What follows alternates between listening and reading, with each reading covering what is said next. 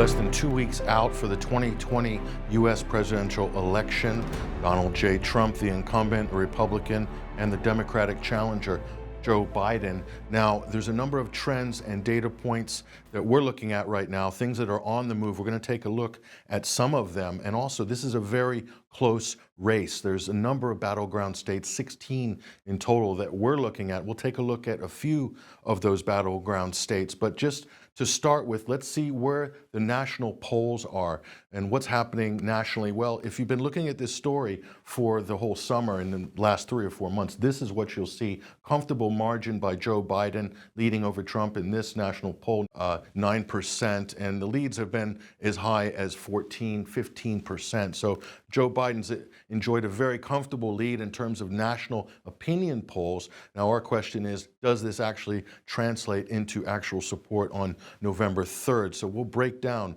some of these things, but really it's been a landslide for Joe Biden. This is a typical report from CNN here, and you've seen this basically dominating the headlines all summer.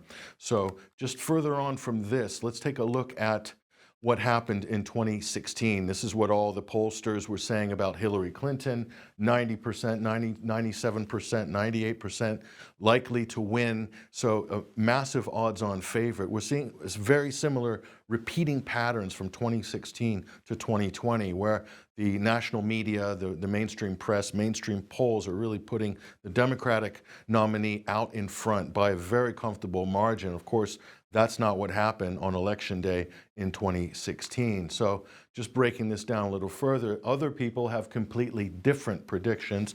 This is Helmut Norpath. His model, which has accurately predicted presidential elections, at least 24, I believe, of the last 26 elections, he's got Donald Trump with a 91% probability rate of victory. Obviously, this isn't getting a lot of airtime on mainstream networks. So we'll break down some of the details of this, and these are things that are going to move, things that are going to create momentum. Here's one.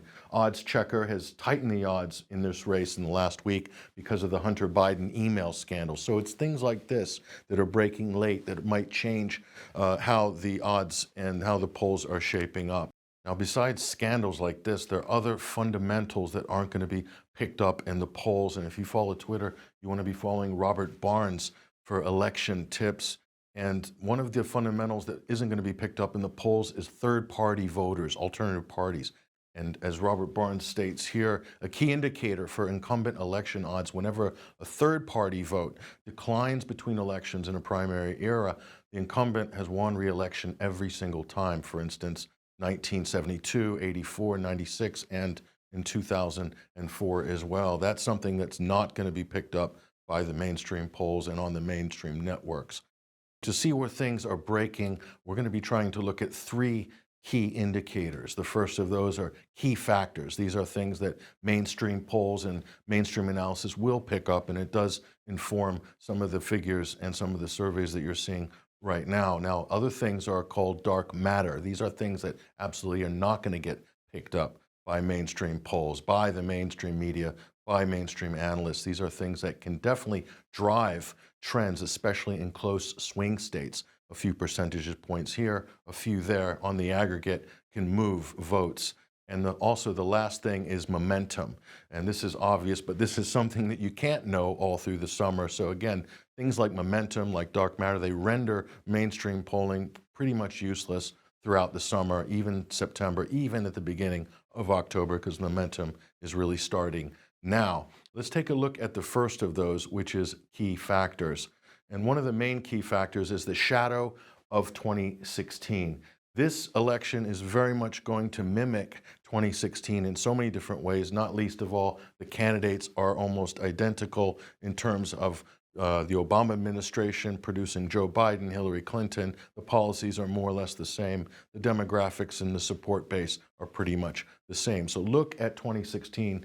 We'll be looking closely at those results in order to inform what might likely happen in some of these battleground states. The other thing is national opinion polling versus electoral college projections. You can't really call this election not something this close just by looking at national polling. So you got to be looking on a state-by-state basis. So strategically, I know the media doesn't always do this until late in the game, but you got to be looking at state by state and dissecting each state to see what's happening with all of these different factors.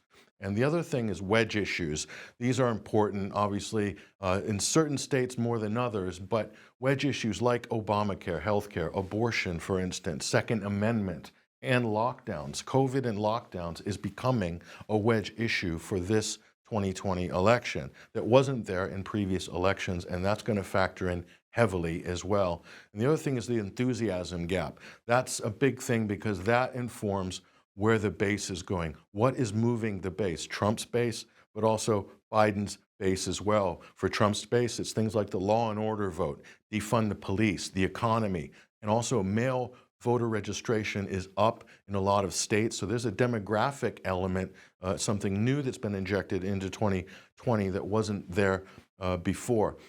Now let's take a look at that thing we call a dark matter. What are some examples of dark matter? Let's take a look at a few of those. First of all, the polls are off. If you're looking at mainstream polling, it's no longer relevant. The methods that they use for mainstream polling in terms of what's available today, in terms of technology, landline phones versus cell phones, things like this. There's so many different reasons why you shouldn't trust mainstream polling. Hence, so many people did in 2016 and got it completely wrong, and this is one of the reasons. The other is the indie void.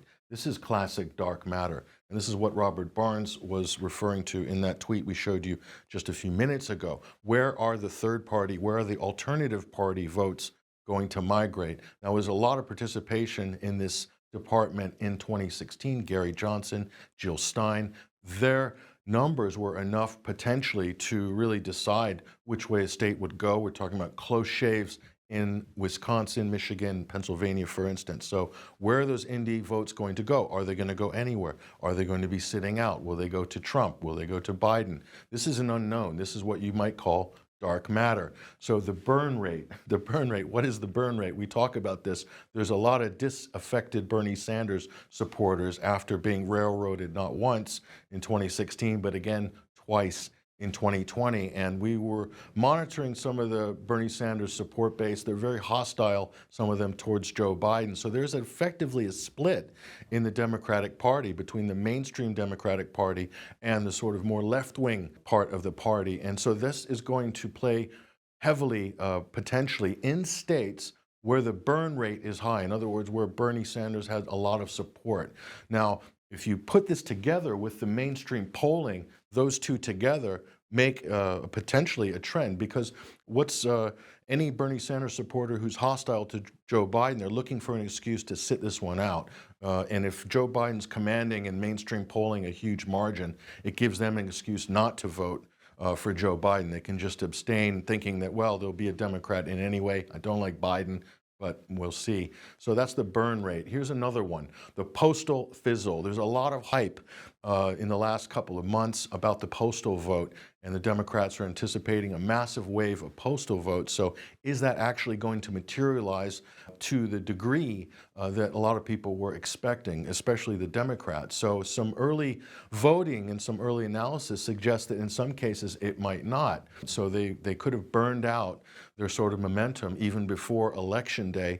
Then what's going to be there for the Democrats on the actual day, on November 3rd? That's a big question. Plus, you've got the late voter postmarked after the or by the election, but received or counted after the election. This is a hugely controversial thing that's being fought in the courts all over the country right now. Here's another one: Zoomers off campus. So in a lot of big college towns, talking about places like Ann Arbor, Michigan, or even in Phoenix with Arizona State, or so many of these big college university cities, a lot of the students are in remote working because of COVID. So we'll call that Zoomers off campus. That will potentially favor the incumbent, according to a lot of analysts. So that remains to be seen how that's going to play out. Certainly, this is a break from previous election years. This is new stuff that we're facing right now. Now, Trump polling anomalies. This is the biggest bit of dark matter that I think is out there right now in the electoral universe. So when Trump supporters are polled directly, a lot of them are shy. They won't admit that they're going to vote for Donald Trump over a telephone poll, for instance. These numbers can be above 50%. So that is going to massively skew any polling. And so that means there's a quiet Trump support base there that's not being picked up, absolutely not in the polls. In fact, it's going to make a surprise entrance onto the stage on November 3rd. So that's going to throw things off. And finally is the issue of momentum. This is a absolute fundamental with regards to electoral politics, especially in the United States. So here's one, the ACB effect, we're calling it, the Supreme Court nomination of Amy Coney Barrett. This is going to create a lot of excitement on the GOP's conservative base, and so this is something that's going to create a lot of momentum in the final few weeks going into November 3rd. Here's another one, COVID lockdown blowback. There's been a lot of states where this has been an issue that's been decided by the state courts. Michigan's a good example of that, and also in Pennsylvania and other places as well. So in Florida, there's also, you could say, some COVID lockdown blowback. That's going to create momentum potentially in the direction of Donald Trump. So here's another one, U.S. Senate races. This is very important. If you want to look at which way a state is going to be going, look at the U.S. Senate races. How are they playing out in favor of the Democratic nominee for Senate or incumbent or the Republican? So whichever way this U.S. Senate race is going gives you some indication of what the momentum's like on the Democrat or the Republican side in each state. And here's the last one is, of course, October surprises. We showed you the Hunter Biden email scandal before. That's going to create some type of momentum going into the final few weeks. There could be more revelations and more disclosures with Hunter Biden, so we don't know yet. We'll wait and see. Certainly that momentum, that type of momentum, scandal momentum, October surprises, played heavily in the 2016 election. At least a lot of people believe that it did. That was an extremely close race.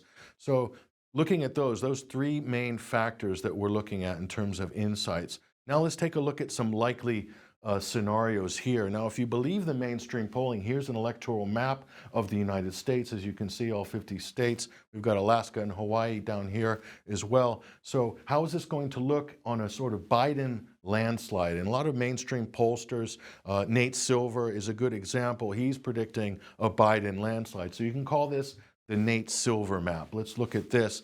You can see how this is progressing here. You've got Biden taking Virginia, of course, Florida, Georgia, sweeping Pennsylvania and the North with Michigan, Wisconsin, Minnesota, and even Texas as well, taking Nevada and Arizona too. So that's 407 electoral votes for Joe Biden. So that's Nate Silver's map. That's the Biden landslide that a lot of the mainstream pollsters have been predicting for months. Here's another one here.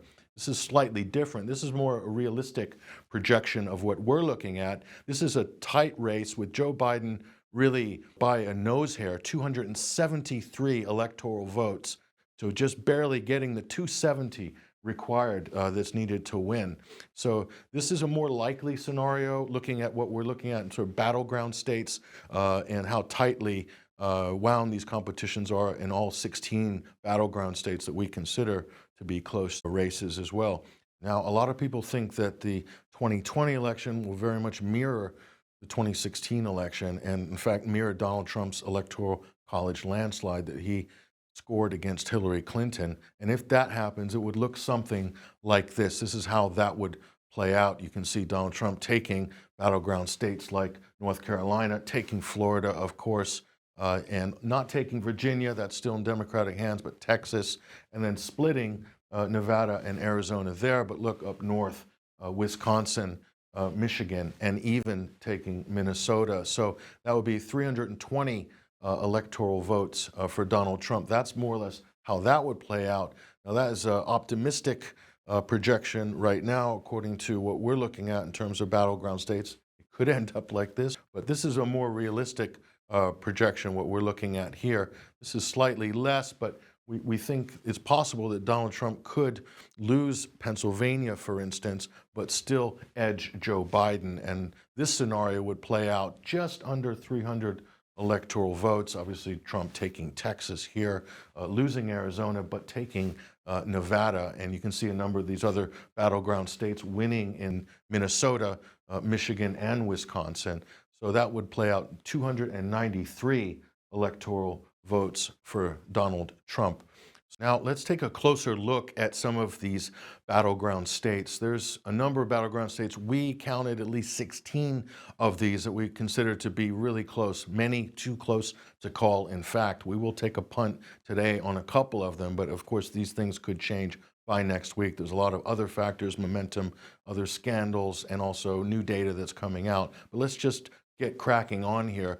The number one battleground state, and this has decided many elections in the past, of course, is the big one, and that's Florida. Let's look at some of the key factors here that might determine what's going on in Florida as a real key swing state here. So Florida is a big prize in terms of the Electoral College, 29 electoral votes. These are some of the things that we're looking at that might determine or might swing the result in Florida. In terms of momentum, the COVID chains are off in the Sunshine State thanks to Republican Governor Ron DeSantis. Now, that could play heavily in Trump's favor. That's a momentum data point right there. Here's another one that we were looking at. This is the salsa bounce. The Cuba issue is big for GOP, for this president. So it's pushing some Latino voters towards Trump. That's a contentious issue for a lot of people, but nonetheless, it's going to move a certain percentage of the demographic and the Latino vote. Now, in 2016, Trump took Florida by the thinnest of margins, 1.2%. So it was a very close race in 2016. So any factors that swing either in any candidate's direction is going to loom large when you're trying to figure out what's going to happen with this state. The burn rate, very low, not a big factor there. So Biden has a very good command of the Democratic base in the state of Florida. Also, the dark matter, GOP new voter registration. This is a big trend. This is major dark matter that's not being picked up in a lot of mainstream reports. It's just starting to get covered now in the last couple of days. They just can't ignore it, and apparently doing very well in Florida. So something like that could flip the state red very easily. So Trump has been campaigning hard in the Sunshine State for the last couple of months, and lockdown, the Amy Coney Barrett effect, that's going to help. Those are all good momentum points.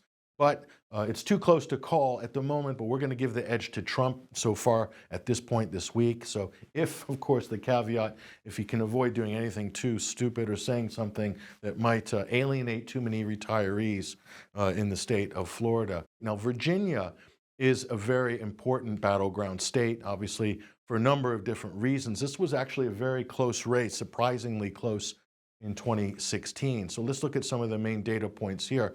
Now, this is a classic defense contractor, civil service belt, the spook belt, some people call it, but also Joe Biden's corporate tax threats that could affect how things are going to swing in Virginia. Obviously, if some of these corporations decide to leave the state or leave the United States because of the corporate tax threats by the Democratic Party on this. So 2016, Hillary Clinton, fairly comfortable margin, 5.4%. Now look at the U.S. Senate race. This is important. Mark Warner is absolutely burying the Republican challenger, Daniel Gade, right now. So that should be a good indication maybe of where the base is going right now, where the support is going around Virginia. The burn rate, very low, not a big factor. So Joe Biden has a fairly good command of the Democratic base there in Virginia.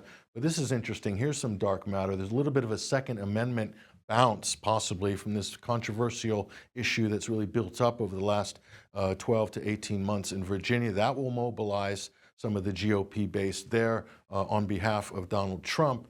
So there's also a strange disconnect between registered Democrats versus the state party organization on the new redistricting amendment in that state. That could potentially be possibly a split there. One of the things we're looking at anyway. It's close, but definitely we'll have to give this a blue edge. But watch this space because there's a lot more going on. The state's potentially a lot closer than people think. Let's look at another battleground state right now. Now let's go to the Midwest. Now, in a close national race like this, it could come down to a few states. So some of these states that might be considered marginal states in previous elections, everything is on the table to be played for. Here's Nebraska. This isn't a traditional winner-take-all electoral college state. It's got a split vote. Let's look at some of the things that might be driving the result in Nebraska. We'll call this the red rural tundra. So it's got a fantastic rural base. that's going to feed well into the Republican strategy there. So, but if use another metaphor, if Nebraska was a steak, it'd be cooked rare. So you've got 5 electoral votes at stake, so 2 for the popular vote and 1 each for the 3 congressional districts. Of course, the Democrats are going to be taking the Omaha region, no doubt, and the GOP will take the rest. So the ACB effect is definitely in play here with the conservative base. So Trump in 2016 won by a decent margin, just around 4%. Again, a close race in most election years, but with such a national race so close, it's a fairly good margin. Trump will likely get 4, and Biden will take 1 from Nebraska. So let's look at another battleground state. In terms of the Electoral College, here's a major piece of the puzzle here. This is the great state of Texas. This is a major prize in any U.S. presidential election. 38 electoral votes in total. Now, a Democrat has not taken the state of Texas, I believe, since 1976. That was Jimmy Carter. So it is a rarity that Democrats would take Texas in a national election. But a lot of the pollsters, a lot of the mainstream analysts are saying that's going to happen this year. Let's take a look at some of the factors that might be driving how this state is going to go. You've obviously got San Antonio, Houston, Austin, the big major urban centers in Texas. Those are definitely Democratic strongholds, so Biden can count on amazing support in those big cities. But there's a little bit of a COVID blowback issue in the city of Dallas, so that could work in Trump's favor. Look at the U.S. Senate race, though. John Cornyn is doing very well against the challenger M.J. Hager. So that's a good indication of where the base is going, where the Republicans and the Democrats, where the support is ahead of November 3rd. Now, Trump had a fairly comfortable margin in Texas, 9%. So you have to be looking at what are things that are going to eat into that if you're looking at a Democratic surge in Texas. What changes are there? Could it be voter registration? Could it be some wedge issues or anything that's going to excite the Democratic base? Or is Donald Trump potentially going to build on that 9% here? Well, we think that it's possible that he might. So let's look at some other factors here. The burn rate is medium in Texas. Texas is very diverse politically in terms of nuances now, in terms of a lot of people from other states moving in to resettle in Texas. So it's a pretty diverse mosaic politically, ethnically, and economically as well.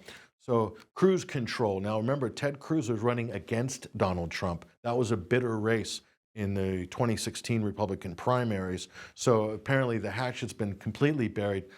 Ted Cruz is a massive supporter of Donald Trump, so he's got that. You've got the border bounce. So for the GOP conservative base, the border is a huge issue, and Donald Trump has declared victory and says that he's made good on all of his campaign promises with regards to immigration and securing the U.S. southern border, or he's working on the wall, etc. That's a big issue in a state like Texas. So, but outside of the urban areas, this steak is definitely always cooked a little bit more red in the rural areas. And so if Donald Trump does take a commanding lead again in 2020, that's where it's going to happen, outside of the cities. So we'll wait and see. So again, Trump will show very strong in Texas. So we're predicting he's going to take that by a similar margin as he did in 2016. Now, that could change, of course, but it does look like it's going in that direction right now.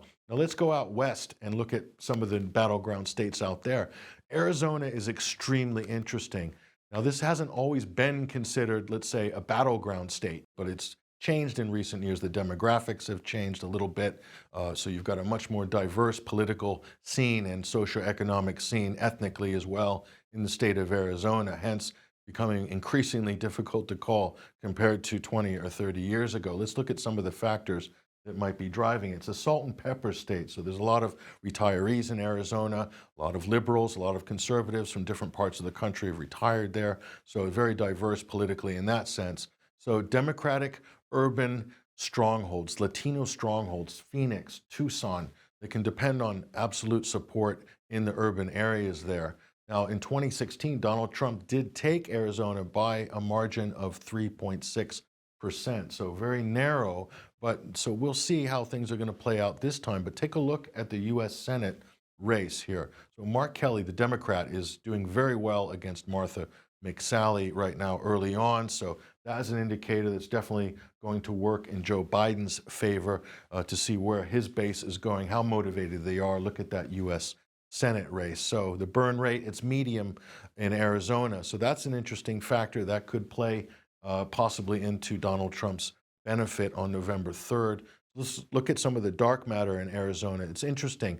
The Democrats say they've been working hard on new voter registration. If that's actually true, then that could help them, but so have the Republicans as well. So the GOP is also registered a lot of new voters in Arizona. So I don't know. Those two factors could cancel each other out. We'll see. This could change by the end of the week or by next week. We'll see. So the Biden-Harris rally a couple of weeks ago, like nobody showed up, basically. So that wasn't very endearing in terms of Democratic support. So we'll see if that factors in. What is the level of passionate Democratic support in Arizona in 2020 for this election? We'll see. We'll see. Some people say it's quiet support, it's waiting in the wings, and it will sort of express itself on election day. We'll see. So this is really, at the moment, too close to call in Arizona, but we're going to give the edge to Biden. Again, we'll see what data comes out in the next couple of days. By early next week, that could change completely. So another battleground state, important battleground state after Arizona. It wasn't always a battleground state, but it is this time, the state of Minnesota. This is turning out to be one of the most interesting battleground states of the entire election. Let's look at what could be driving some of the swing votes here. Now, the George Floyd aftermath. So a bit of blowback, possibly. There could be some Democrat defections as a result of the rioting and so forth. That certainly is an issue that's going to be front and center in people's minds come November 3rd for this election. What else? Well, this is also the Rust Belt effect you're looking at. And the Iron Range, the Duluth region, these are big mining regions. So Donald Trump being very pro-industry, pro-mining, he's promised to bring jobs back to this region as well, whereas the Obama administration was rolling these types of industries back, coal mining around the country. So Donald Trump is championing these. So this is the Reagan Democrats, the white working class. Definitely that's going to attract votes towards Donald Trump. The U.S. Senate race is interesting. Tina Smith, she's a Democrat. She's doing very well against Jason Lewis. So that's definitely a mark in the Democrats' favor, in Biden's favor, is indication of some excitement. If the base is mobilized, is motivated, look at the U.S. Senate race. You'll get some ideas there. In 2016, though, Trump lost by a very small margin, 1.8%. So a lot of people think this state is up for grabs. I mean, a lot of Democrats think it's a fait accompli. They're going to take Minnesota because of the George Floyd situation this summer. But a lot of pollsters and a lot of analysts think that's not actually the case, that there's a lot of dark GOP dark matter working its way to the surface in Minnesota. The burn rate is medium. That's interesting too. Politically, Minnesota is extremely diverse, much more diverse than a lot of people would realize. So there's a lot of things moving around there. There's a lot of what we call free radicals, but a lot of these free radicals are moving in the direction of the GOP. They're moving towards red. So this looks like a dead heat by anyone's account. We're going to give, however, the edge to Trump based on some of the reporting and analysis we've seen in the last few days. It does look like momentum that's going red. So let's look at another key battleground state. This is one of the big ones. In fact, this was the state that arguably tipped the 2016 election. This is Pennsylvania, 20 electoral votes. This is a major jewel in the crown of any presidential campaign. Let's look at some of the factors that are going to be driving the situation in Pennsylvania.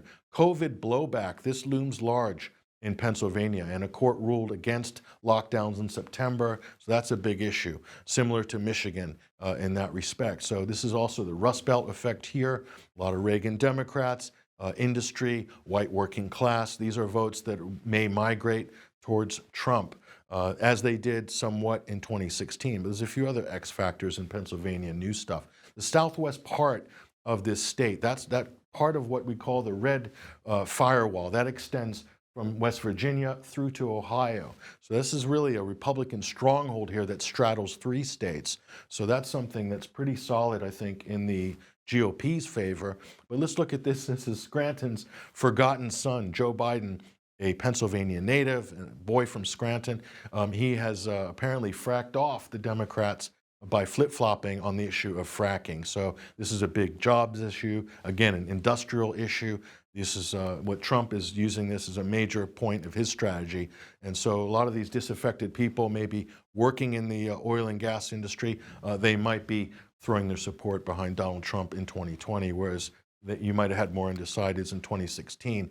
The margin was so slim in 2016, 0.72%. So really a question of 40,000 odd votes. So very, very lean margin in 2016. So can the GOP increase that margin, or can the Democrats cut into that? And it wouldn't be hard for them to cut into it if they had, let's say, high voter registration numbers. We'll take a look at that issue in a minute. Third-party vote, a lot of people blamed Jill Stein for Donald Trump taking Pennsylvania and states like Michigan and Wisconsin. Gary Johnson, Jill Stein, they're not in the picture in 2020. What's going to happen to those votes? That would be enough to swing the state if you knew where those votes were going, or if they were sitting out, for instance. That would factor in too. So what's the dark matter? The dark matter is new Republican voters registered. This is a big factor. It's not really been reported, not really since the last couple of days. So let's look at that. So this is a dead heat. However, we're going to give the edge to Trump, and here's why. Take a look at this. You talk about dark matter. Have a look at this. This is a report that just came out from J.P. Morgan Chase. Voter registration patterns give Trump an edge that's invisible to polling. This is classic dark matter. Here in Pennsylvania, a blue-leaning state normally, Trump won by 44,292 votes in 2016. But since then, the Republican Party has picked up nearly 200,000 new Republican voters in Pennsylvania. This is massive. So JP Morgan says these gains, along with the margin from 2016, potentially bounced 240,000 coming into November 3rd. I mean, that would pretty much seal the deal for the Republicans in a massively key swing state. Now, a lot of people say the Republicans could still get the Electoral College, get the 270 votes without carrying Pennsylvania, but certainly when you look at things like this, it could be a deal breaker in terms of the Democrats expecting to carry one of their classic stronghold states. So, but again, we see similar bounces in terms of voter registration in Florida, in North Carolina. So, you know, a lot of these swing states, they could move in a direction that has been completely lost by mainstream pollsters. So let's take a look at some other factors here. Again, this is what it's looking like on the Pennsylvania tracking poll. This just came out just in the last couple of days. And look at the Biden lead has really shrunk. We're down here to, you know, plus 4 points. Biden 49, Trump 45. So that race is completely tightening. That's mainstream tracking here. So if you factor in all the other things that we're talking about in terms of dark matter, it's definitely moving red. Hence, this is why we've called it in favor of Trump. So again, we're looking at some of the main battleground states here. This is a really important battleground state, actually, and that's the state of Nevada. Now, this went a different way in 2016. Let's take a look at how things are shaping up in Nevada.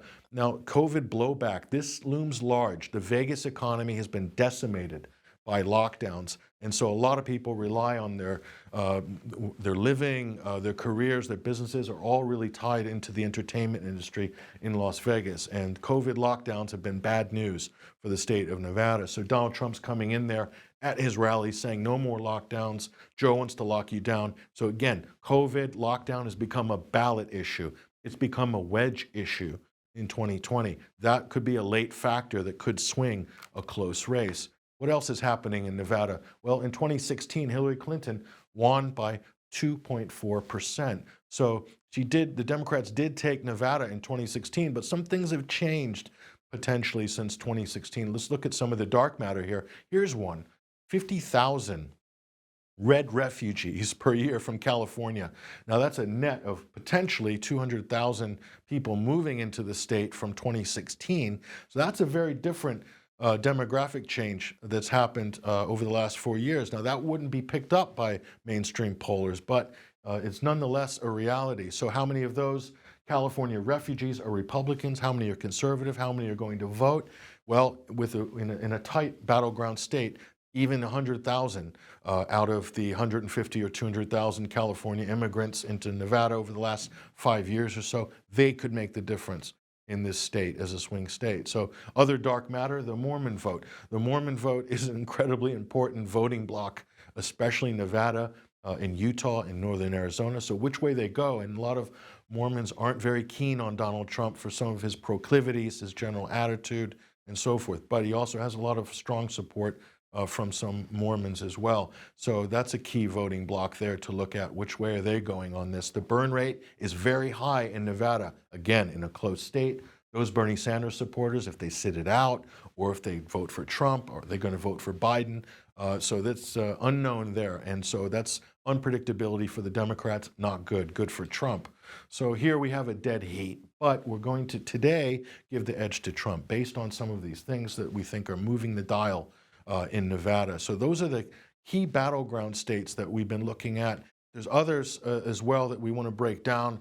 So we'll probably check back with you in a couple of days for some updates as well. And also go to 21stcenturywire.com and look at the live election blog that we'll have posted there on the main page. You'll see some updates there, what to be looking for on Twitter, for instance, any sort of breaking news, and all the things that we think are going to move the dial in the 2020 elections, only less than 2 weeks away. So stay tuned, and we'll see you very soon.